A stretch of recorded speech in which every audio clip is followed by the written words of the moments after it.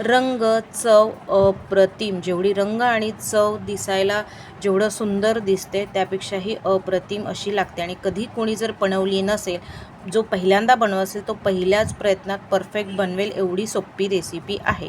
तर वेळ न गमावता रेसिपीला सुरुवात करूया. सुरुवात करण्याआधी तुम्ही जर ही रेसिपी फेसबुकवर बघत असाल तर माझ्या पेजला फॉलो करा आणि यूट्यूबवर बघत असाल तर माझ्या चॅनलला सबस्क्राईब करा. त्याचबरोबर लाईक, शेअर आणि कमेंट नक्की करा आणि व्हिडिओ पूर्ण बघा. हॅलो फ्रेंड्स, मी लतिकाच किचनमध्ये तुमचं स्वागत आहे. तर इथे मी आंबे घेतलेले आहेत. तर 4 आंबे घेतले, 1-1.5 किलो आणले. त्यातल्या भरपूरशा रेसिपी किंवा खाण्यात गेले तर 4 आंबे घेतले. 4 आंब्याची मी कँडी बनवते. स्वच्छ असं धुवून घ्यायचं आणि त्याला पहिले पीसेस करून घ्यायचे, नंतर गर काढायचा. कारण की कधी आंबे आतून खराबसुद्धा लागतात. तर मी आधी पीसेस करून घेतले आहेत, त्याच्यानंतर याचा गर काढून घेऊया. त्याचबरोबर माझ्या चॅनलवर वेगवेगळ्या आणि नवनवीन रेसिपीज आहे. एंड स्क्रीनलासुद्धा मी छान रेसिपीज दिलेल्या आहेत आणि आय बटनलासुद्धा दिलेल्या आहेत. तर नक्की व्हिजिट करा आणि तुम्हाला कुठली रेसिपी आवडली ते मला नक्की कळवा. आणि हो, आजची जर रेसिपी थोडी जरी आवडली असेल ना तर एक लाईक नक्की करा, सबस्क्राईब करा, शेअर करा. आणि तुम्ही कुठल्या शहरातून माझी ही रेसिपी बघताय ते मला नक्की कळवा. कारण की माझी रेसिपी कुठल्या शहरातून बघतायत तर ते माहिती करायला मला फार आवडेल. तर आता बघा, इथे आंब्याचा आपण पूर्ण पल्प काढून घ्यायचा आहे, व्यवस्थित असा काढून घ्यायचा. आणि आता बघा एवढा पल्प झालेला आहे. आता याला मिक्सरच्या पॉटमध्ये घालून घ्यायचा आणि छान मस्त बारीक करून घ्यायचा. काही जर चंक्स राहिले म्हणजे काही हे राहिले, आंबे राहिले तरी चालते, ते थोडेसे तुम्ही गाळून घेऊ शकता. जर असे वाटलं तुम्हाला की आहे यात काही पीसेस आहे तर तुम्ही चाळणी असते त्याच्याने चाळून घेऊ शकता. यात काहीच उरलेलं नव्हतं त्यामुळे मी चाळलेलं नाही आहे. तर आता जो पल्प आहे आंब्याचा तो एका कढईत ट्रान्सफर केलेला आहे. कढईची फ्लेम, जी गॅसची फ्लेम आहे ती अगदी मंद ठेवलेली आहे. आंब्याचा जेवढा पल्प आहे त्याच्या अर्धी साखर घ्यायची आपल्याला, कमी जास्त साखर घ्यायची नाही आहे. तर माझा 3 वाटीच्या वर एवढा आंब्याचा पल्प होता, तर मी 2 वाटी साखर घेतलेली आहे. तुम्ही साखर कमी जास्त आंब्याचा जसा टेस्ट असेल त्यानुसार कमी जास्त किंवा मग या प्रमाणातसुद्धा तुम्ही घेऊ शकता. याला सतत ढवळायचं म्हणजे खालती तळायला लागायला नको. तळायला जर लागलं तर याची टेस्ट कडवट येते हलकी, पण ती चांगली वाटत नाही. म्हणून तर साखर इथे पूर्णपणे विरघळलेली आहे. आपल्याला सतत ढवळत त्याला घट्ट करून घ्यायचं आहे. मिक्स करत घट्ट करून घ्यायचं आहे आपल्याला. तर इथे थोडं उडायला लागते त्यावेळेस थोडंसं झाकण हे बघा, इथे आता आंब्याचा पल्प जो आहे ट्रान्सपरंट झालेला आहे, उडायला लागले, गॅसवर उडते, हातावर पण याचे थेंब लागतात तर चटका लागते, गरम होते. तर थोडंसं झाकून किंवा एखादी ताटली पकडून तुम्ही मिक्स केलं तरीही चालेल. तर बघा छान आंब्याचा पल्प तो छान ट्रान्सपरंट होत चाललेला आहे, पण अजूनही पातळ आहे. आपल्याला घट्ट करायचं आहे. त्याला अजून 5-10 मिनटं थोडा वेळ लागतो, पण आरामात छान व्यवस्थित होतो. तर बघा अजून आधीपेक्षा अजून छान मस्त असा घट्ट झालेला आहे. तर याला अजून थोडा वेळ शिजून घेऊया. आणि आता यात थोडंसं थोडं पावडर टाकूया. कुठलं पावडर ते समोर व्हिडिओ सांगते आहे मी. तर याला छान मस्त मिक्स करून घ्यायचं आहे, व्यवस्थित असं कडाकडाने काढून घ्यायचं आहे.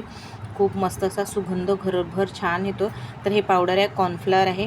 तर इथे मी 3 चमचे कॉर्नफ्लॉवर घेतलं आहे. यात थोडं पाणी टाकून याची स्लरी बनवून घ्यायची.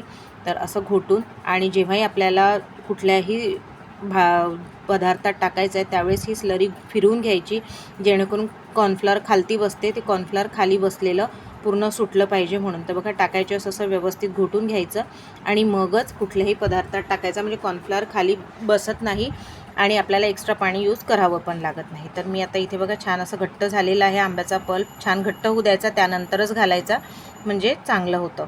तर आता हे छान मस्त असं घट्ट झालेलं आहे. एकदा पूर्ण मी व्यवस्थित इकडून तिकडून व्यवस्थित छान मस्त लागलं आहे की सोडून घेऊन फिरून घेते आहे.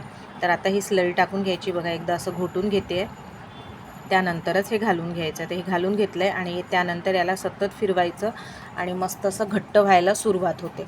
कारण आपली ही इन्स्टंट आहे त्यामुळे आपल्याला इथे कॉर्नफ्लॉवर घातलेला आहे. इन्स्टंट जर करायची नसेल तर कॉर्नफ्लॉवर न घालता याला छान घट्ट करून घ्यायचं, एखाद्या ताटलीत काढायचं आणि छान असं मस्त उन्हात किंवा हवेतच याला होऊ द्यायचं. ते आम पापड करतो तसं. तुम्हाला जर त्याची सुद्धा रेसिपी हवी असेल तर ते मला नक्की कळवा, त्याचीसुद्धा रेसिपी मी तुमच्याशी शेअर करीन. आता यात तूप टाकलं. तूप टाकल्यामुळे काय होते, या कँडीला असा मस्त शायनी असा शाईन येते, खूप मस्त अशी शाईन येते, मस्त चव पण खूप सुंदर येते. तर मी इथे 1 चमच्याच्या वर थोडं तूप घातलेलं आहे, त्याला आपण मिक्स करून घेतलं. बघा किती छान असं घट्ट झालेलं आहे. आता एवढं घट्ट झालेलं आहे तर आता एका ताटलीत काढून घेते. तुम्ही एखाद्या सिलिकॉनच्या याच्यात किंवा मोल्ड असेल तुमच्याकडे त्याच्यातसुद्धा काढू शकता. तर मी एक छोटी ताटली घेतलेली आहे त्याला मी तुपाने ग्रीस केलेलं आहे. त्यानंतर ते हे जे सारण आहे जे घट्ट झालेलं आंब्याच्या कँडीचं ते घालून घेणार. तर इथे ते तुपाने छान मस्त ग्रीस करून घेतलेली आहे. तुम्ही त्याच्याऐवजी बटर पेपरसुद्धा वापरू शकता. तर मी बटर पेपर नाही वापरलेला आहे, डायरेक्ट ताटलीत टाकणार आहे. तुपाने ग्रीस करून घेतलेलं आहे आणि हे सारण पूर्ण ताटलीत टाकून देणार आणि रूम टेम्परेचरवर याला गार होऊ द्यायचं व्यवस्थित असं. रूम टेम्परेचरवर गार झाल्यानंतर 5 ते 10 मिनटं थोडंसं तुम्ही फ्रीजमध्ये ठेवलं तरीही चालेल. त्याला छान सारखं फिरून मस्त पसरवून घ्यायचं. थोडंसं हलकंसं टॅप केलं आहे, सारखं पसरून घ्यायचं, गार होऊ द्यायचं आणि त्याच्यानंतर आपल्याला आवडेल तसे क्यूब मस्त कापून घ्यायचे.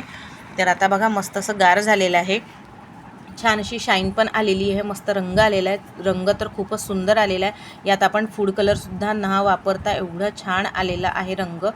तर आता याचे तुम्हाला आवडेल तसे तुम्ही पीसेस करू शकता. तुम्हाला छोटे मोठे किंवा लांब असे पीसेस करायचे असेल तर तसे तुम्ही पीसेस करून घेऊ शकता. तर मी इथे स्क्वेअर केलेले आहेत. तर इथे आता पूर्ण पीसेस करून घ्यायचे आणि आपण याला वर्षभर स्टोअर करू शकतो. बघा किती मस्त असा शाईन येतो आहे, अगदी हाताला चिकटत नाही काही नाही, अगदी सॉफ्ट असे आंब्याचे हे छान कँडी तयार झालेली आहेत. यावेळी नक्की ट्राय करा आणि तुम्हाला कशी वाटली ही रेसिपी ते मला नक्की कळवा. तर भेटूया पुढच्या रेसिपीत, तोपर्यंत बाय.